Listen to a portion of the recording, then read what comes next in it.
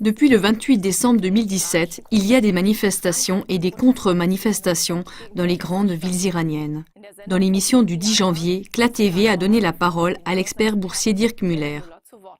D'après son évaluation, il y aura encore une grande confrontation entre d'une part les Saoudiens, Israël et les États-Unis et d'autre part les pays proches de l'Iran. Il s'agit de stratégie, de grands enjeux et certainement pas du prix des œufs en Iran, dit Dirk Müller. Dans cette émission, il faut soulever la question suivante. Pourrait-il s'agir en Iran d'une nouvelle révolution de couleur ? Les révolutions de couleur tirent leur nom de ce que pendant les manifestations, les étudiants ont jeté des pots de peinture sur des édifices symboliques. Ce terme est utilisé pour désigner les actions de protestation contrôlées de l'extérieur qui sont censées conduire à un renversement, pas toujours pacifique, du gouvernement. Dans le cas présent, par exemple, le président iranien Hassan Rouhani a déclaré que les protestations n'étaient pas seulement dues à des problèmes internes dans le pays, mais aussi à des instigations venues de l'étranger. Certes, derrière chaque action de protestation, il n'y a pas nécessairement une révolution de couleur venant de l'extérieur. Cependant, des protestations répétées peuvent être observées et évaluées sur la base des caractéristiques typiques d'une révolution de couleur. CLA TV les résume dans les émissions suivantes, en allemand uniquement, comment fonctionnent les révolutions de couleur, exemple de l'Arménie, la poudrière du Venezuela, caractéristique d'une révolution de couleur. Dans ce qui suit, certains de ces signes caractéristiques seront examinés plus en détail en utilisant l'Iran comme exemple. Premièrement, l'insatisfaction face à la situation économique est utilisée et étendue à une action de protestation avec demande de démission du président. Ça a été le cas notamment en Syrie et en Libye en 2011, en Ukraine en 2014, et c'est toujours le cas au Venezuela. En Iran, les manifestants se sont d'abord concentrés sur la mauvaise situation économique.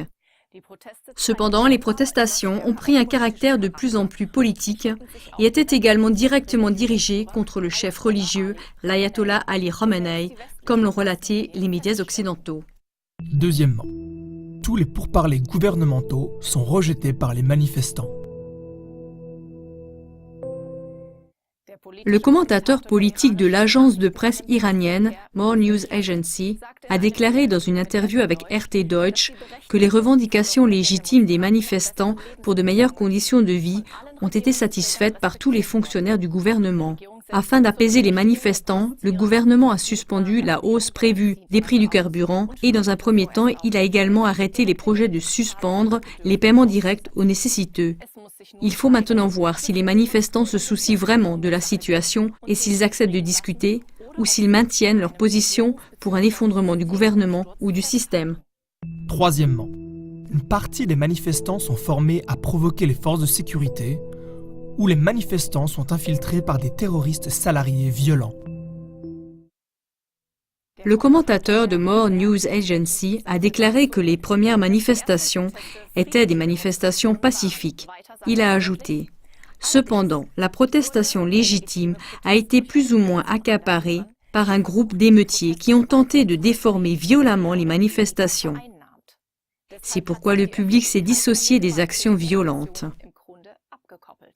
Quatrièmement, les principaux médias occidentaux prennent constamment position en faveur des manifestants et rendent le président en fonction responsable du mécontentement des manifestants et de possibles actes de violence.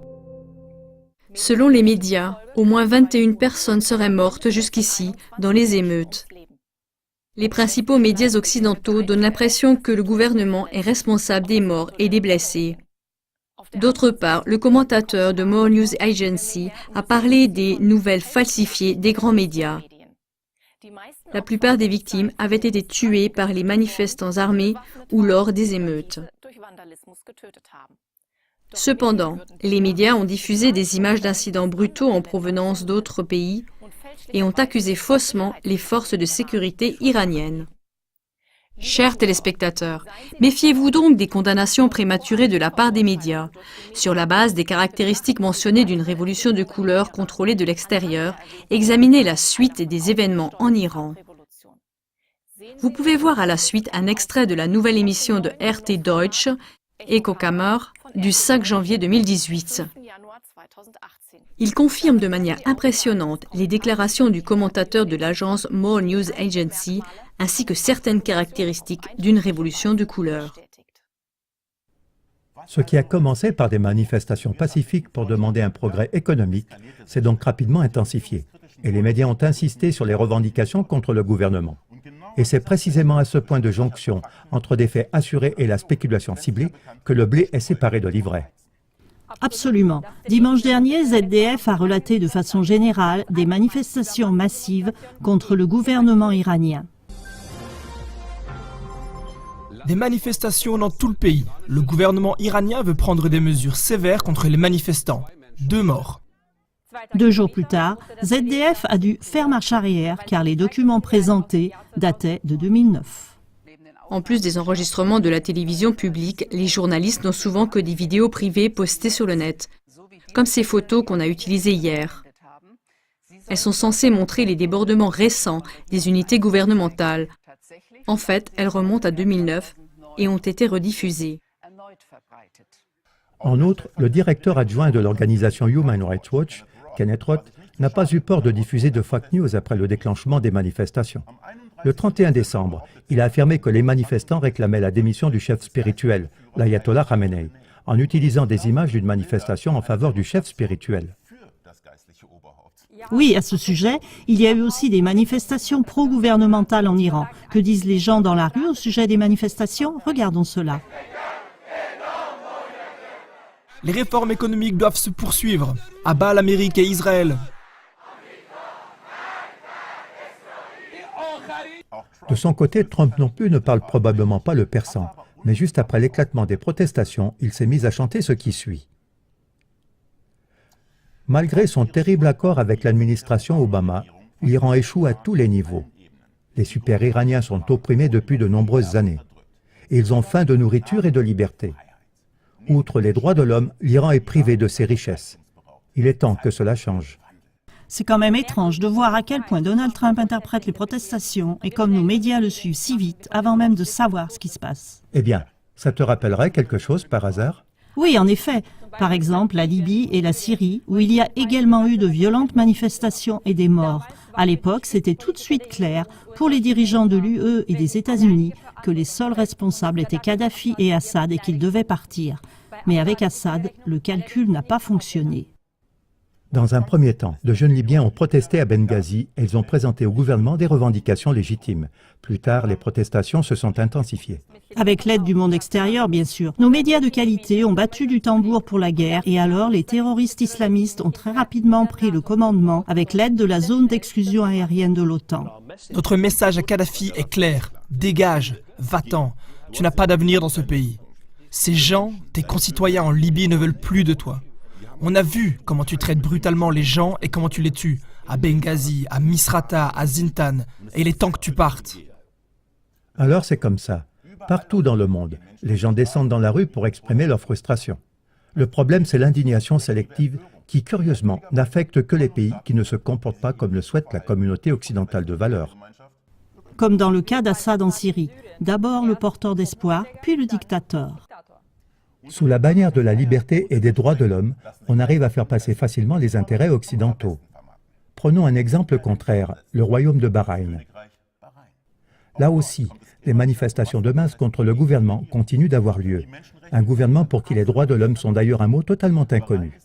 Toutefois, Bahreïn est un partenaire régional important de pays comme l'Allemagne, la France et l'Arabie saoudite. Alors là, il n'y a pas d'indignation publique à l'égard des politiciens et aucun reportage digne d'être mentionné, malgré de puissantes protestations largement visibles.